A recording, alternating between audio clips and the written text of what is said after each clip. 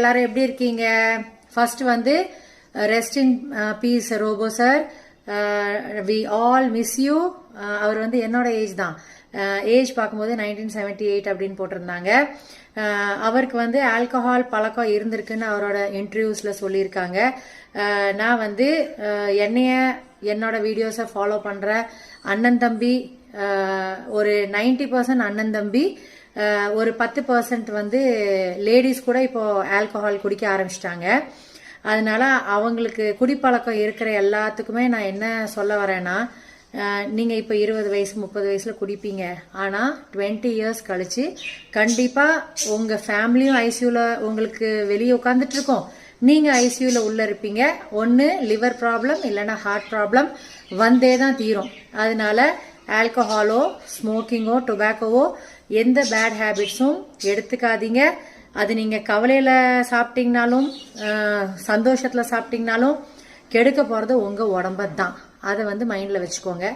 எவ்வளோ பாவமா இருந்துச்சுல்ல அவங்களோட ஃபியூனரல். யாரெல்லாம் பார்த்தீங்கன்னா லைவ் பார்த்துட்டே இருந்தேன், கேப்ல கிளைண்ட்ஸ் அட்டன் பண்ணிட்டு நடுவில் பார்த்துட்டே இருந்தேன். அவ்வளோ மனசுக்கு கஷ்டமா இருந்துச்சு.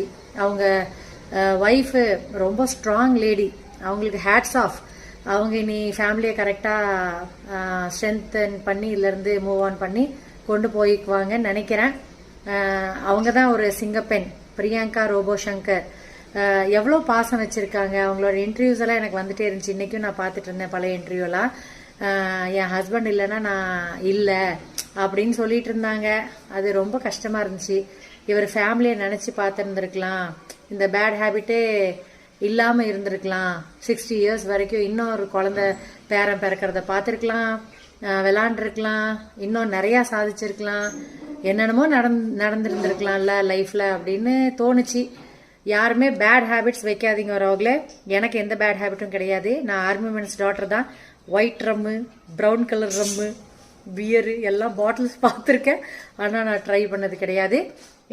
எனக்கு வந்து ஃபேட்டி லிவர் செகண்ட் ஸ்டேஜில் இருக்குது. எதுக்கு அப்படின்னா, நான் வந்து என்னோட ப்ரொஃபஷன் வைஸ் முகூர்த்தம்ட்டு நைட்டெல்லாம் டெய்லரிங்க்கும் முழிப்பேன். முன்னாடி டெய்லராகவும் இருந்தேன், பியூட்டிஷியனாகவும் இருந்தேன்.